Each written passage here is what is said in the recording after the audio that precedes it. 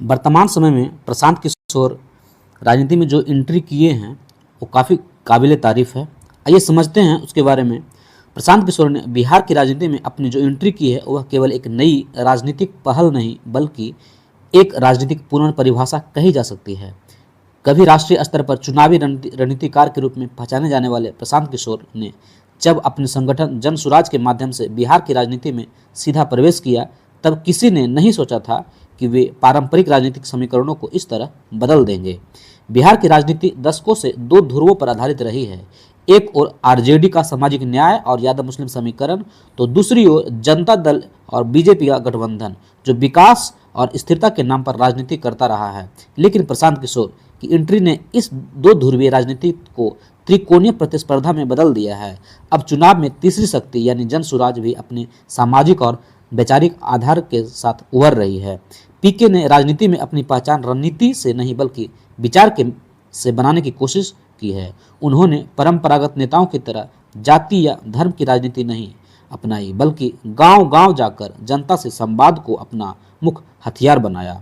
उनका जन सुराज पद यात्रा अभियान बिहार के हर जिले में जाकर आम लोगों की समस्याओं जैसे शिक्षा, स्वास्थ्य, बेरोजगारी, कृषि संकट और पलायन को सुनने पर केंद्रित था।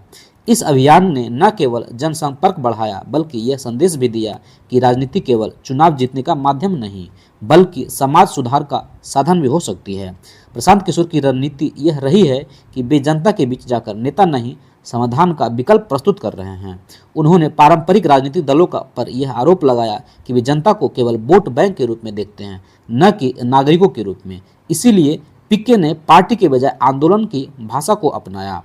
इससे उन्हें युवाओं, शिक्षित वर्ग और उन लोगों का समर्थन मिल रहा है जो पारंपरिक राजनीति से निराश हैं। राजनीतिक दृष्टि से देखा जाए तो प्रशांत किशोर का उभरना न तो किसी एक पार्टी के लिए खतरा है न किसी एक समुदाय के लिए लाभ बल्कि यह पूरे राजनीतिक तंत्र के लिए चुनौती है।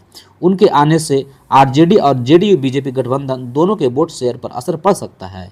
कई राजनीतिक विश्लेषकों का मानना है कि 2025 का बिहार विधानसभा चुनाव अब दो नहीं 3 मोर्चों के बीच लड़ा जाएगा और यही प्रशांत किशोर की सबसे बड़ी उपलब्धि है।